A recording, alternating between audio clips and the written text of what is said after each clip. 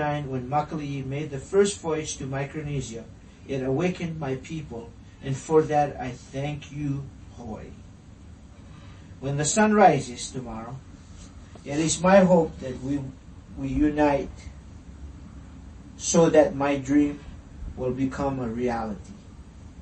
My dream of building a new canoe for Micronesia. Aloha and mahalo for each and every one of you from the bottom of my heart. That's good enough, huh? Papa, you like? A rare gathering of 5 navigators.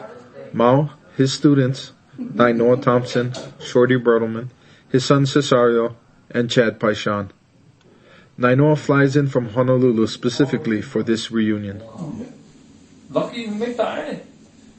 You know, we come way around on it. You gotta come with us, bro. We said that 1980 Oscars. Dr. Boom, how many times, Ma? Almost 5 times, yeah? You had to go fix on it. Splice. We break on you, fix on it.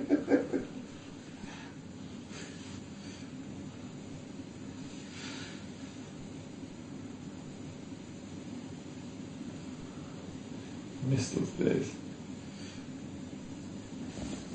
See you guys, man.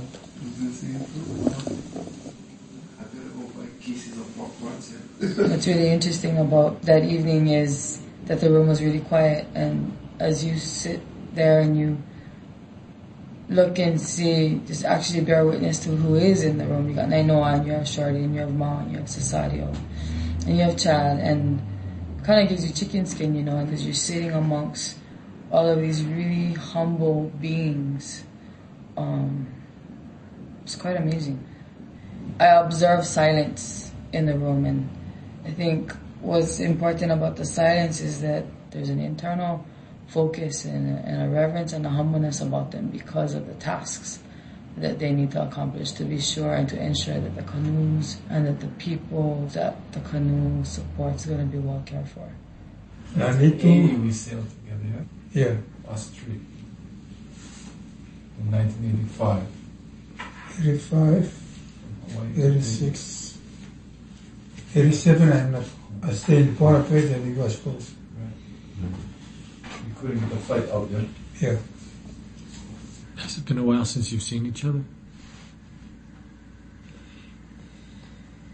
Yeah, our lives are changing, evolving into different responsibilities. I guess the freedom to be have choice of time is not as easy anymore. I think that the voyaging experiences tend to propel us into different leadership roles. Forces it, because the canoes have been so inspirational. So time is not as easy. I just want to say it's been, the times that I've been able to sail with Mao, of course, but as well as Shorty. He's a quiet man. He's very humble.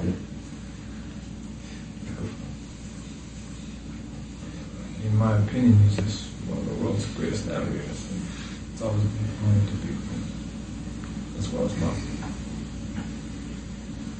And so, those times that we've been able to spend at sea have been probably the most privileged time that I've ever had. To be here tonight with everyone is a very important moment, very privileged moment. 3,000 years of tradition. That many? That's the guess when, if you accept science and accept tradition, and we sit at the edge of that humankind's going to allow for this generation to continue or be the last. A lot of people who understood the world unlike any of us today. And that relationship is so important to, I think, our human survival. And we're at the edge between this tradition and extinction. scary time. Man represents all of that. You come to Hilo in this month, 24. Yes. Good. The speech I make is here.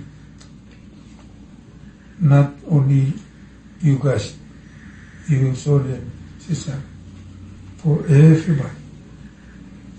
That's good, man. Awesome. Hey, Jack, mahalo. Special na. Nice seeing you again. Yeah, wala. I'll see you again.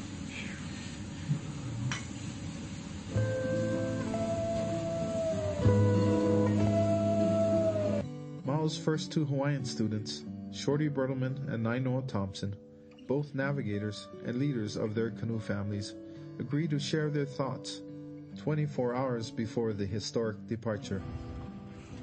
Personally, how you each feel about the fact that you're about to bring this canoe down to Maui. What this means. Well, for me, it's a happy day yesterday when you told I know that we're ready to go. A lot of hard work. I got to see the support system and what it takes to actually build a canoe as a gift. And the way we have to do it in our day to day. It's been a long road, but then at the same time, it's been such a blessing in disguise because with all the obstacles in the way, there's so much blessings in return. So Naino asked me yesterday if the canoe was ready to go, and I told him, yeah, to me that was kind of like hit me in the head because it's really a tribute to everybody that's been helping put this together. So for me, it's the beginning of a journey that's really important. And I think more important to Mao and to Clay is, I think Clay's more happy with this than Mao is right now. And so for all of this is going on for me at this time, I'm willing to put every effort to make sure that this is done right, done safely, and done successfully for a legacy that we all wish to share and make sure that we highlight Mao and that we try to help Micronesia. And this gift could be a source of potential to be able to help his people and for us to return to his homeland and help him. So for me, it's a big day for me.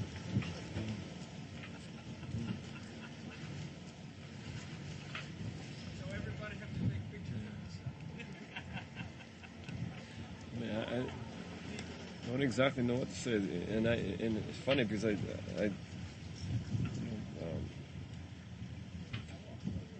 it's an absolute honor for Hokulea to have the opportunity to be a part of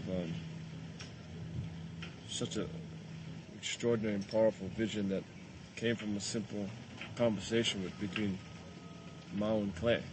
Mao saying that things are changing in his world and he needs a canoe. And everything that's driven the 5 years and the thousands of people that have been around has come from simple words. I'll build you one.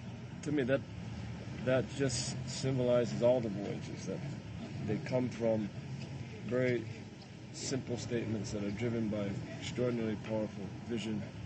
And more than that, Clay, I think, I wasn't there. His instincts responded to Mao's